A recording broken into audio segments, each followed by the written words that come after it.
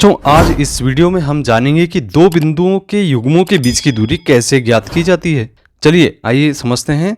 2, 3 और 4, 1 ये दो बिंदु दिए गए हैं। इन दोनों बिंदुओं के बीच की दूरी हमें ज्ञात करना है। तो मान लेते हैं कि इसे हम A लेते हैं और इस बिंदु को हम B लेते हैं। इन दोनों जो युग्म हैं इनके बीच की दूरी ज्ञात करना है। जब हमने A के निर्देशांक 2, 3 और B के 4, 1 लिए हैं तो A के जो निर्देशांक है 2 को हम x1 मानेंगे और 3 को y1 मानेंगे। इसी तरीके से बिंदु B में 4 को हम x2 मानेंगे और 1 को हम y2 लेकर चलेंगे। तो इसे हम क्रमशः ऐसा लिख लेते हैं, x1 बराबर 2, y1 बराबर 3 और x2 बराबर 4, y2 बराबर 1।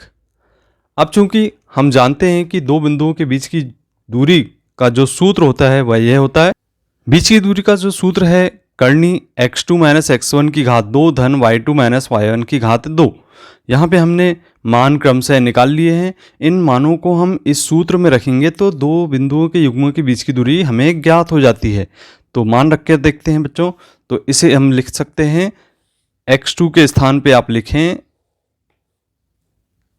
4, x1 के स्थान पे लिखेंगे आप 2, इसकी घात 2 लिख दें। और इसी तरीके से y2 का मान यहाँ से हम देख रहे हैं 1 है और y1 का मान 3 है। तो इसे हम -3 लिखकर घात 2 लगा देते हैं। इसे हम सरल कर लेते हैं। सरल करने पर हम पाते हैं कि 4 में से 2 कम करेंगे तो आपके पास 2 बचता है और इसकी घात 2 लिखेंगे। इसी तरीके से 1 में से 3 कम करते हैं तो -2 बचता है और -2 की घात 2 लिखा जाएगा। अब बच्चों यहाँ पे जैसा कि हम देख रहे हैं कि 2 की घात 2 अर्थात 2 दूनी 4 होता है और -2 की घात 2, इसे कुछ इस प्रकार से हम सरल कर लेते हैं। बच्चों यहाँ पे हम -2 का 2 बार आपस में गुणा करते हैं तो ऋण में ऋण का गुणा होकर धन का चिन्ह बन जाएगा और 2 में 2 का गुणा होकर 4 हो जाएगा।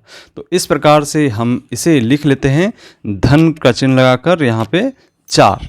अब इसका योग कर दीजिए आप। तो योग करने पर देखते हैं यहाँ पे हमें प्राप्त हो जाएगा 4 और 4 8 और 8 को हम लिख सकते हैं 4 गुणित 2, 4 गुणित 2।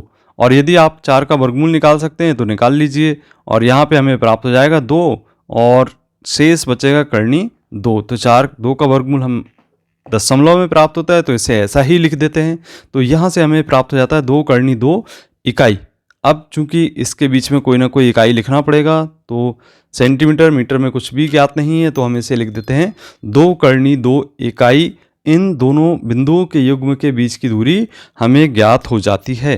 तो बच्चों देखा आपने कि दो बिंदुओं के युग्मों के बीच की दूरी बड़े आसानी से ही इस सूत्र के द्वारा ज्ञात किया जा सकता है। इस सूत्र में हम इसे x1 माइनस x2 भी लिख सकते हैं, y1 माइनस y2 भी लिख सकते हैं। ऐसा लिखने से हमें यहाँ पर कोई परिवर्तन नहीं होता है क्योंकि यदि ऋण की घात 2 लिखते हैं तो वह धन के बराबर प्राप्त हो जाती है, इसलिए इसे हम सूत्र को बदलकर भी लिख सकते हैं। तो बच्चों ये था आपका दो बिंदुओं के बीच की दूरी ज्ञात करने पर आधारित प्रश्न।